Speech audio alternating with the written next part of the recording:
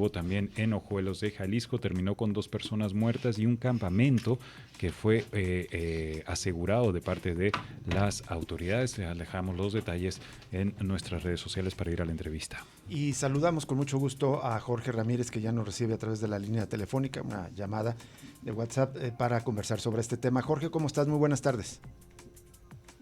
Hola, ¿qué tal, Rubén? Buenas tardes, Jesús. Un gusto, como siempre. Igualmente para nosotros, Jorge, pues muy preocupante el nuevo hallazgo que compartiste en días pasados en tu cuenta de ex Twitter acerca de la reducción sistemática. Se confirma que el gobierno del estado sigue con esta política lamentable de seguir borrando a los desaparecidos. ¿Cuál fue el nuevo hallazgo que encontraste en el mes de julio, Jorge Ramírez?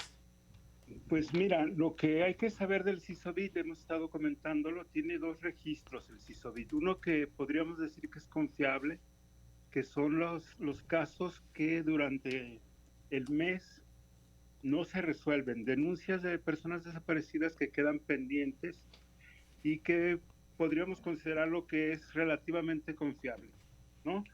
Ese dato venía comportándose alrededor como de 220 registros en promedio cada mes. Es decir, 200 personas más o menos quedaban como desaparecidas cada mes y lo reportaba el CISOBIT. La otra cifra, que es la que hemos estado imputando todo el tiempo, es el total. El total sigue siendo muy anómalo porque a pesar de que se presentan estos casos, pues los incrementos totales realmente no traducen esas cantidades, ¿no? Ahí estamos insistiendo mucho en la manipulación. Pero ahora la novedad es que además de que hay una reducción pues, absurda en este total, porque nomás dicen que se agregan 4 casos, pues lo nuevo es que el registro mensual pues ahora presenta solamente 59 casos. En todo julio solamente 59 casos. Exacto, y eso pues implica un desplome de la tendencia que venían presentándose mes con mes, que te digo, en promedio eran 200 casos, ahora dicen que solamente quedan pendientes en julio 59 denuncias, ¿no? De las cuales pues ya con sus manipulaciones dicen al final que solamente se agregan 4 casos. Pero aquí lo llamativo es pues hablar porque ahora también hay una reducción en los casos mensuales, ¿no? Que ellos estaban reconociendo. Sí. ¿Por qué se da ese desplome de 200 casos, ¿no? A 59?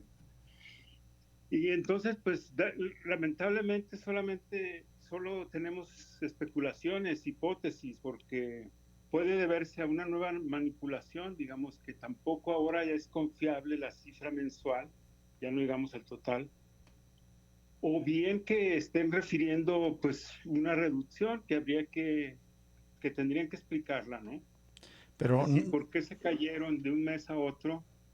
Pues casi 3/4 partes, ¿no? Claro. Pasamos de 200 y pico a 59. Publicaste el día de ayer un tuit donde está esta gráfica que elaboraste, es evidentemente a partir de sus propias estadísticas, ¿no? Y decías que en enero hubo 231 desaparecidos, en febrero 163, hay que considerar que tiene menos días, marzo 223, abril 242, mayo 197, junio 208. De hecho, en promedio son más de 200 casos al mes, de tal manera que, como dices, le recortan 3/4 partes. Es muy, muy preocupante esta manipulación de cifras. Yo creo que no se le puede llamar de otra manera, Jorge. Yo creo que sí, bueno, pues quisiéramos realmente creer que hay una disminución, pero pues tenemos por otro lado los datos que ellos mismos publican de la Comisión de Búsqueda, que son en julio con más de 134 cédulas, de las cuales 94 se refieren a personas desaparecidas que no localizaron. Es decir, en julio aparecieron 94 cédulas de personas que nunca cancelaron en ese mes, es decir, no las hallaron. Y las cifras de la Comisión de Búsqueda, pues sabemos que solamente es una parte muy pequeña del total de los casos mensuales, ¿no? Sí. Y Entonces, pues es muy probable que tengamos ahora otra escalada de la manipulación, ahora sobre esta cifra que parecía que había sido confiable.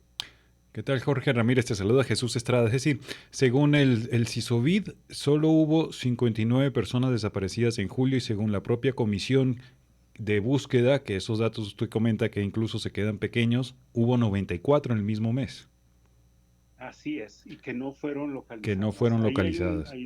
una discrepancia pues, muy grave, ¿no? Muy evidente. Y grave también Jorge Ramírez porque anteriormente nos había explicado, sin mal no recuerdo, que la estrategia de rasurar las estadísticas sobre todo se estaba enfocando como a los casos de años más anteriores, pues los primeros registros que estarían supuestamente desapareciendo algunas de las datos de personas desaparecidas, pero ahora está ocurriendo con personas que acaban de ser desaparecidas, digamos, más inmediato.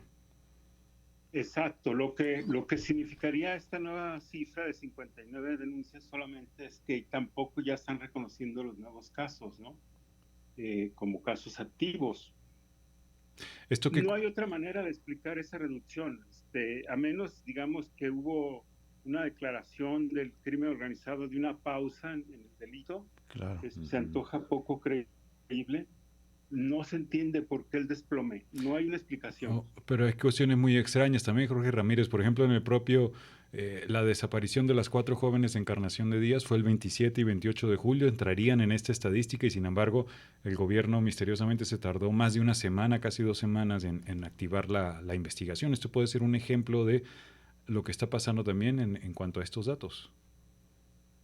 Exactamente, podría ser también el hecho de que las desapariciones al interior del estado pues, tardan mucho más en reflejarse, ¿no?